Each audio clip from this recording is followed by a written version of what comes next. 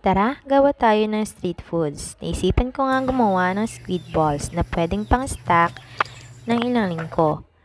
Gamit po tayo syempre ng pusit, sibuyas, bawang, luya at haluan po natin ng patatas. Optional lamang po iyon. Pandagdag lamang po ng lasa.